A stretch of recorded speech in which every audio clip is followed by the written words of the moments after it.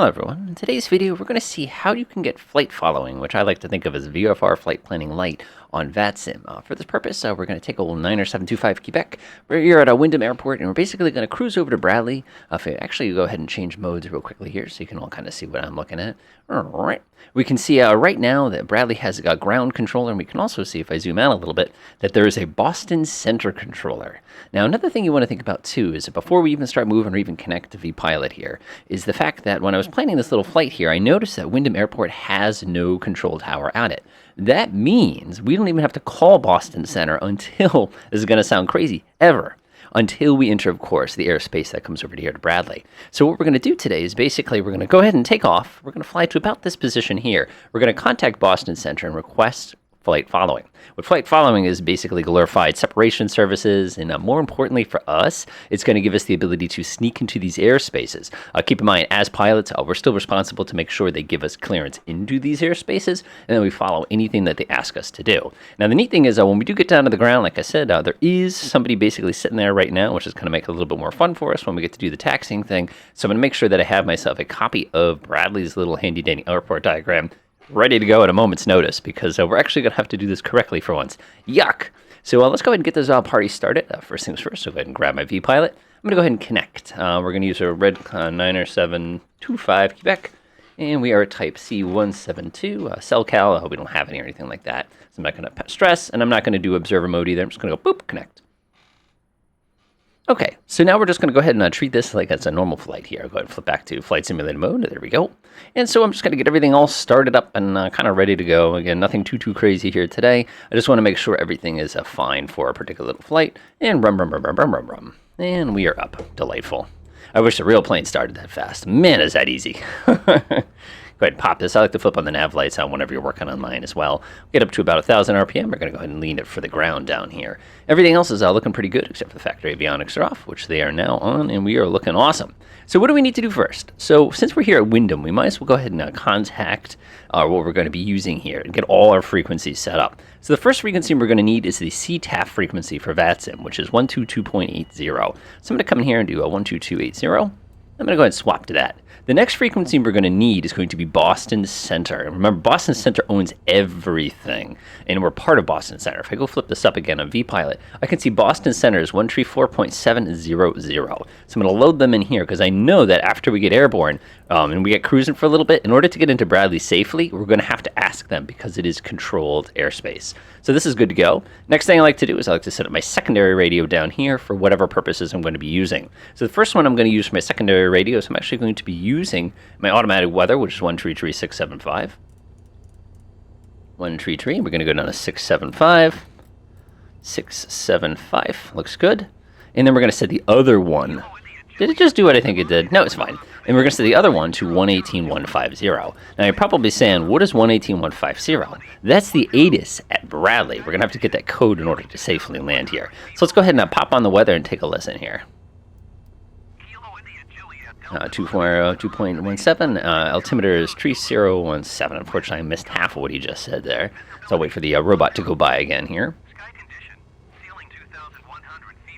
I think it's going to be a 27 if I had to get this correct. Now notice down here at my little transponder, I'm going to flip this to the altitude mode. You're absolutely going to need this. Make sure you're squawking 1200. If you have an old frequency in here from something else that you were flying, don't forget to reset that, because the good people over at air traffic control are going to need to know who you are and kind of what you're doing down here. Pop that over to 2, and I should be able to get that frequency. It just read it to me a second ago. Pretty sure it said 27, so I'm not going to stress. Make sure we're talking on 2. I'm going to go flip this over and shut off 2, which it is, and now we're ready to go. So now what we're going to do is pop over to 12280, which is the CTAF. That's Common Traffic Advisory Frequency for everybody. And we're just going to kind of announce our intentions here. Wyndham Traffic, Skyhawk 90725 Quebec is going to taxi to 27 and back taxi to 27, take off with a west departure. So that's our intention. Let's go ahead and do it to it. Now, of course, this other guy is right holding up all the taxiway here. Thanks, jerk. I'm going to come swing around here. Please don't rev these airplanes this fast. In the real world, when you do that, they tend to tip over on their wingtips, and certain flight instructors find out about this and get very grumpy. I don't know what the deal with that is. So what we're going to do is, like I said, we're going to go ahead and take off, and then we're going to let them know, and they'll kind of take care of the rest of the hard work for us. Now, keep in mind, I have not filed a flight plan at all for this particular flight, and you're probably saying, "Ooh, that's naughty, you shouldn't do that." The reality is I don't have to worry about it too much because I'm operating in an untowered airspace, and we're not flying IFR. So I'm just going to take a quick look around, make sure nobody's coming. Looks pretty good to me. Wyndham traffic, Skyhawk 9725 Quebec, back taxi 27 Wyndham. So now they know exactly where I am and what I'm doing. So I'm pretty much ready to roll here. So I'm going to come on over to this one, take a left turn. We're going to bounce down to the runway. If I wanted to be a little bit more polite, of course, I could scoot right across and take the left turn. That's really what you should be doing. But I'm feeling a little lazy. And there's nobody else here, so I'm not worried about it too much. So now we're back taxiing. Whoa, okay. We could probably take off in this direction if we had to. I'm just going to give myself a little bit of room here to kind of go ahead and do the deed here. Now, the cool one is you can kind of see this a little bit, but we're actually rolling downhill right now, which adds things a little bit more fun for us. While we're doing that, might as well get everything ready to go on our global positioning system here. Going over to Kilo Bravo Delta Lima today, which is, like I said, it's Bradley International. It's not too far. Generally, these things we do during takeoff, but hey, we're making a video here, so we want to be fairly efficient. D, we're going to go over to L, JKL, boop, boop. Enter, switch our VLOC. What do we need for a track? 312. So we were a pretty easy flight, Again, we're not making anything new as far as flying technique here goes. So when I get to the big old touchdown point there, I'll go ahead and spin the thing around. We'll take off. We'll go get going, get a little bit of altitude underneath us, so we'll call it 2,500 feet. So I might as well set that up too 1 minute. Again, you would never back taxi on a runway where you could take the taxiway, but I'm not worried about it too much. Now, let's go ahead and turn this bucket around, and we'll get going. Obviously, runway behind us is useless, but for this particular application, like I said, I'm just showing you the air traffic control side of things. Go ahead and give it a little bit. The real Cessna, you can jam on the left brake and turn this thing on a dime. Wyndham traffic, Skyhawk 9725 Quebec, taking off runway 27 Wyndham. And that's it. So we just go ahead and give it full power, and then we're going to rip down the runway here. Make sure that you've reset your mixture, which I did a little while ago. And we are on our way. So again, even though there's a controller above us, we don't have to worry about him because we're in a non-towered airport at the current time. Once we enter into Bradley space, we absolutely 100% have to contact them. If we wanted to skip the flight following completely, we could, but we still have to contact the center controller when we want to get into Bradley. So in that case, we could do something like, Bradley, we could say Boston Center, Cessna 9725 Quebec is 15 miles to the east of Bradley International, request a full stop. We could do something along those lines to kind of let them know, and they'd kind of talk it through it. But like I said, in this case, we'll make things nice and simple, and we'll go ahead and contact them directly so that they can kind of guide us all the way there. But like I said, we have to actually get high enough to be able to receive them. So we'll get a little bit of altitude under us. And again, we're all in uncontrolled airspace right now, so you don't have to talk to anybody if you don't want to. Get about 7,000 feet per minute. Go ahead and now push that button. The nose will immediately take a dive. I really wish they'd fix that, because that's not quite how that works. You have other buttons down here for this, but I'm not going to stress about it too much. Again, this is the most technologically sophisticated Cessna 172 I've ever flown. And not in simulators, I mean in the real world. I never have any of this stuff.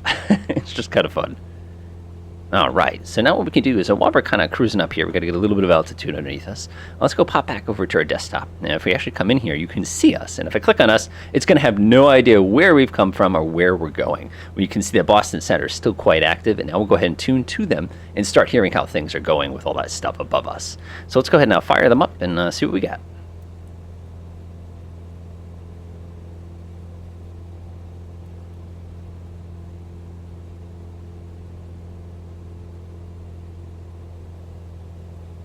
So as you can see, I'm just going to double check my vPilot here and make sure I haven't made any critically silly mistakes here.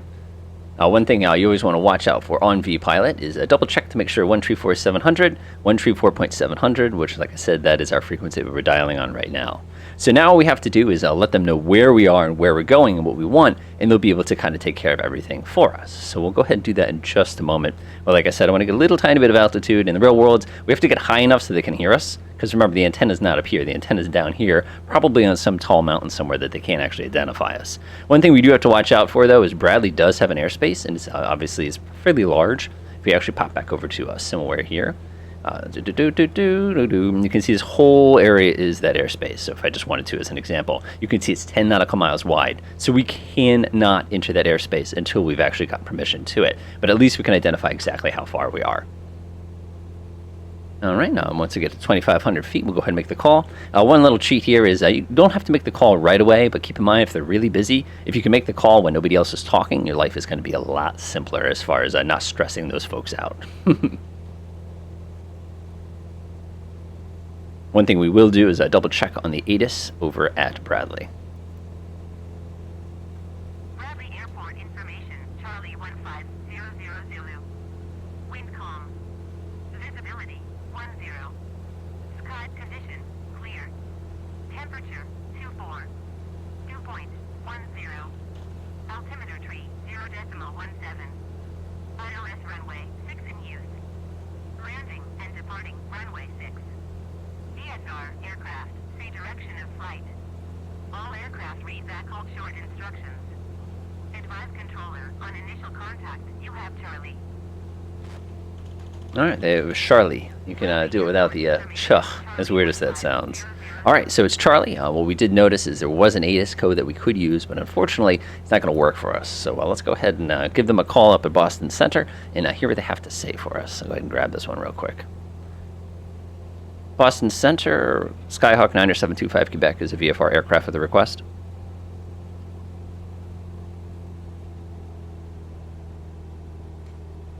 Number 90725 Quebec, Boston Center, go. Boston Center, Cessna 9725 Quebec is about 19 miles to the southeast of Bradley International Airport. Request flight following to Bradley. Number 90725 Quebec, Skyhawk 4735. 4735 49725 Quebec.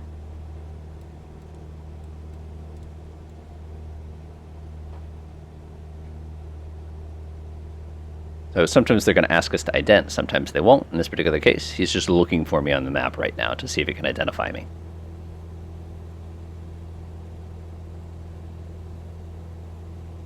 Number 90725 Quebec, thanks. And could you say your aircraft type one more time for me, please? 90725 Quebec is type Cessna Skyhawk 172. Number 9725 Quebec, roger, your radar contact. Proceed on course, VFR altitude is your discretion. VFR altitude at our discretion, 9725 Quebec, thanks. So now number 9725 Quebec to Bradley, altimeter 3016, let me know when you have the airport in sight. We'll notify you when we have the airport in sight, 9725 Quebec. So basically what they said is we're now flight followed, which means they can now call us, they can give us permission to do things.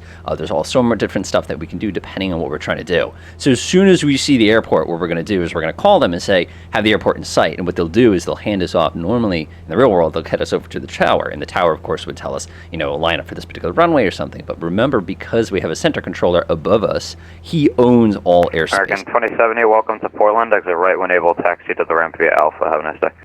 As you can kind of see. Go ahead and turn my volume down a little bit. I got to be able to hear too. Now, the interesting thing is because we are a VFR aircraft, we can do some pretty silly things too. We could cancel flight following, but then we'd have to be able to contact Bradley, so we have to talk to him anyway. So it's one of those, not that it's a catch-22, but it's one of those that we just have to kind of deal with. Another thing he mentioned to us at altitude... United 1183, flying present heading, vectors to final, descend and maintain 3000. Present heading down to 3000, United 1193. This is the same game we play in the real airplane, by the way, is try not to talk over the controller. So when you're trying to have a serious conversation, it takes like 50 times in order to actually get through to the person, which will make you slightly insane in the real world. But hey, that's what happens, so don't stress it. Now, interestingly enough, we can almost make out where the airport is going to be, even though we're probably 15 nautical miles away. Usually for us, obviously, we've got Route 84 right here. This is again, I live in Connecticut, so it makes it easy. There's our Connecticut River right along this side right here. And Bradley International Airport is this weird gray goodness that's kind of sitting over here. So what I'm going to do is I'm not going to call airport in sight until we're about 10 nautical miles out, because it's going to make it a little easier for him as far as lining us up. But again, as soon as you have the airport in sight, let them know, because if they're really busy and they need to get rid of you, which they will do, by the way, that just makes their life a little bit simpler. So it's going to be interesting. I'll be very curious how he's going to handle it. Most likely what he's going to do is he's going to say something like, into right base for runway 6. because if you think about it, again, the wind's coming out of here. Right base is going to kind of take us on a little arc like this, and it's going to send us up really, really nicely for the landing. So hopefully he gives us that. The other thing you could do, of course, is you could say make straight in for runway tree. If he does that, we're basically aiming for this little smidge right here. I don't know why he would do this, but he could tell us to make left downwind for 24, in which case we got to kind of come in this way like this. But it's totally at his discretion. And again, depends on what the wind is, depends on what the traffic is. So it's always kind of a fun surprise to see what you get here. So we'll go ahead and fast forward a little tiny bit until we get a little closer. All right, we got about a mile to go or so. And you can see about 5 minutes. That's not till we hit the ground, that's till we get to the center of the runway. So we'll definitely give him the call now. Boston Center, Skyhawk 9725, Quebec has the airport in sight. Number 9725, Quebec, roger, make straight in runway 33, runway 33, clear to land. Make straight in runway tree clear to land, Cessna 9725, Quebec. So, surprise! He gave us 1183, turn left heading 310 to center, maintain 2000. So, surprise, he gave us the straight-in approach. So the reason he gave us the straight-in approach is because there's no wind. So in the real world, usually there's like an active runway and you stick to the active runway kind of a thing. But in this particular case, he's like, hey, just go. So now what we have to go is actually get this thing down to the ground. So we are in 1,000, we need to be about 1,200 feet or 2,500, that's 1,300 feet to get rid of. It takes 3 miles, like I said, to get rid of 1,000 feet of altitude. So it's going to be about 3.5 miles. 1183, 7 miles from Focus, turn left heading 250, maintain 2000 until established on the localizer, cleared ILS runway 22 left. 250, maintain 2000 until established on the localizer 22 left, 1183. So we're going to have to start our descent basically about 6 nautical miles out. Remember, you have to think about the actual runway itself. Let me zoom in a little bit so you can see it a little better. This is the actual runway we're landing on here. This is a tree, which is this one right here. One thing I like to do is actually like to come in here with this one and kind of stick it that direction so it's a little bit more obvious. So we basically need to kind of do one of these. So let's go ahead and grab my controller here. I tried picking up an ATIS with the frequency and it was blank and it's been blank for a while. But we do have the altimeter 3015. We're ready to taxi to an exit. November 5817, Foxtrot, Boston ground, roger, runway 22 right, taxi via Bravo, November, cross runway 15 right, hold short runway 15 left, and that has been a bug with the ATIS client that controllers use for a very long time, so what you might want to try is just double clicking on it in your pilot client, and it should come up via text. You're going to get that kind of thing a lot, by the way, on VATSIM. Oh, okay, roger that. So the fun thing is in the real world, controllers will dress down pilots very not violently, but let's just say they dress them down. I think that's going to be the best way to describe it. Okay, so now we need... Almost, you can cross 15 right and hold short of 15 left. So what we need to do now is we need to go ahead and start thinking about, after we land, who we got to talk to. So if you remember, we mentioned earlier, let's go ahead and switch views real quick, that there was a Bradley ground on 121.9er. So we're going to get ahead of this guy and actually dial that 1183, runway 22 left, clear to land. Before we actually hit the ground, so that when...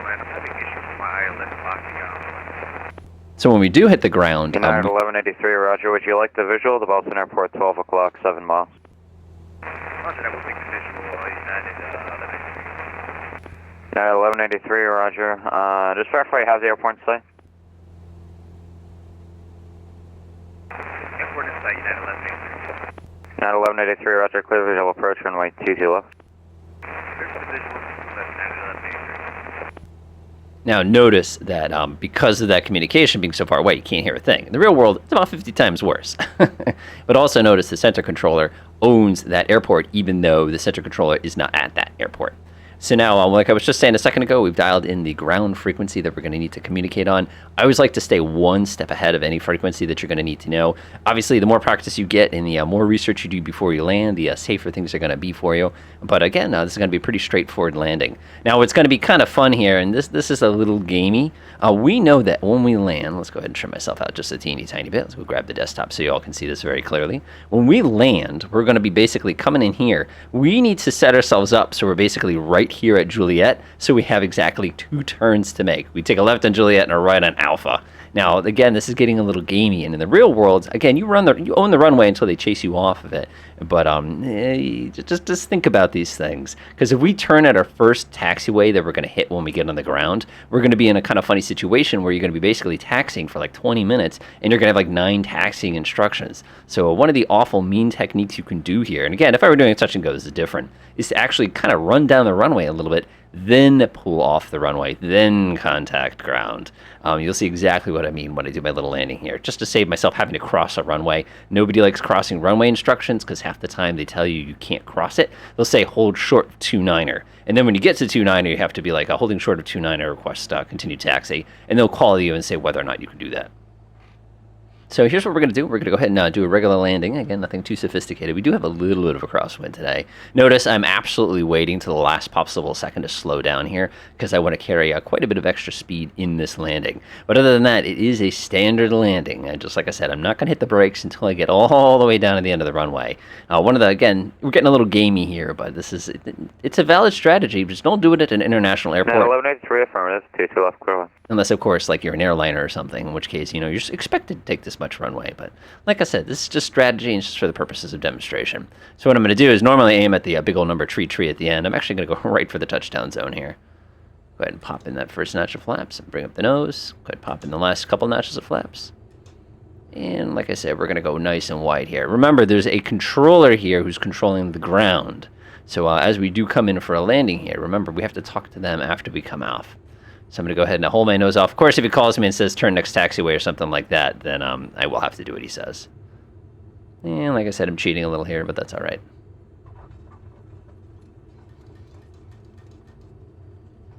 Number 25 Quebec, exit left when able, contact ground point 9er. Have a good one. Contact ground on 121.9er. Have a great day, thanks. So basically what they've done is they say exit runway when able. So unfortunately, my strategy was beat because we're going to have to take off our first little left here.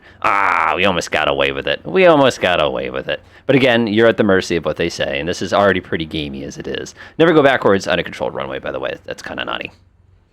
Okay, so here's how this works now. So we're going to get off the runway, and there's usually a big old line. I see the line right there. And we have to cross this line, and then we got to go ahead and climb up. We are currently on Bravo, but we're going to double check real quickly to make sure we've got that correct. Again, don't contact them until you're off the runway, like that. Okay, now we're off the runway. So what they're going to do is they're going to tell us probably to take a right here, cross, left, right. But we'll see exactly what happens when we contact them.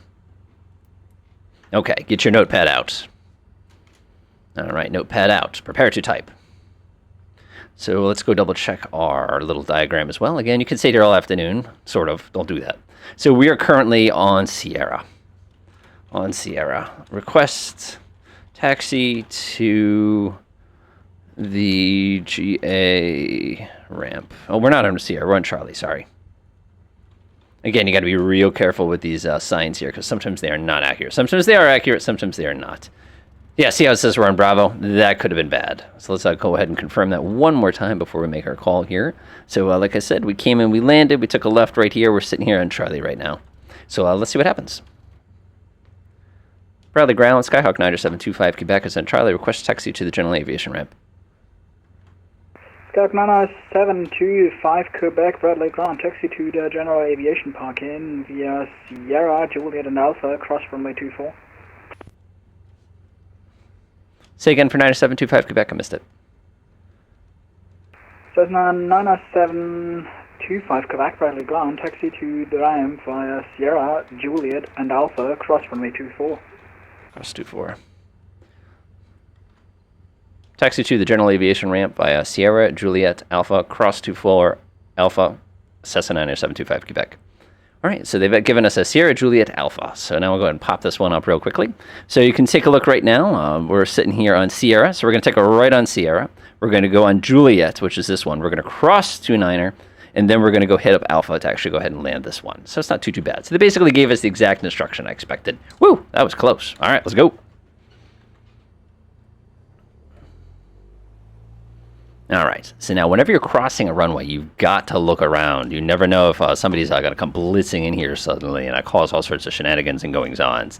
So I don't see anybody coming. Like I said, we're taking our right here, and we're going to cross 29er, and then we're going to take a first left, and there's our GA ramp right over there. Awesome.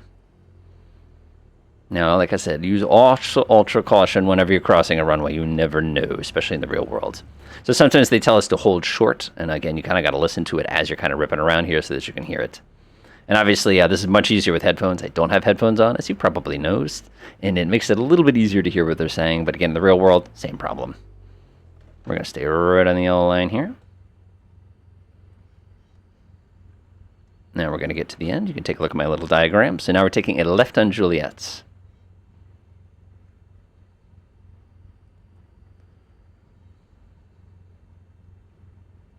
All right, nice and easy. This is much easier when you have an electronic flight bag showing what runway and what taxiway you're actually on, but it's all right. This feels so much more dramatic than it really is.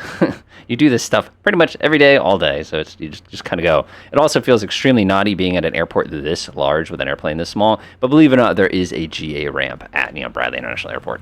I always got such a kick out of that. And one of the neat things is you land here, and then if you want to fly internationally, you have to get a little taxi thing to actually basically take you over to the terminal over here, and I always thought that was kind of goofy. But hey, it is what it is. Oh, by the way, don't be surprised if you get chewed out by a ground controller if you take the wrong turn, and their job is to make sure you don't do that. So again, it happens. Remember, it's online. It's just a game. All right, we're going to go bouncy, bouncy, bounce. I don't know why they didn't pave this, but I guess it was a design choice. It's nothing I can control. All right, we are here. All right. So now we got to play pick the parking spot. So always pick the parking spot you can turn around without having to turn the airplane around. It's one of those dumb little things that works great. So I probably don't want to block this guy, but I'm going to go ahead and do one of these things. And easy on the brakes. Oh, nice. All right, so now I just push myself backwards and tie myself down to the ground. That way I don't have to back myself up, because that would be kind of annoying. Obviously, I got to back up to get there. All right, hopefully this video has been helpful as far as helping you with your confidence. Flight following, like you saw, it worked great. I didn't have to do anything. I basically flew the plane, answered a couple questions along the way, and everything worked well. One thing that I did wrong, which you want to be very, very cautious about, is when you're reading something back, never say the word 4. 4 is a number, not a word. So kind of keep that out. I make the mistake all the time. Tango Hotel, ready for pushback. All right, so he's on his way. All right, let's go ahead and disconnect from vPilot. It's always fun to do this. You go, pop, and then you're off, and enjoy.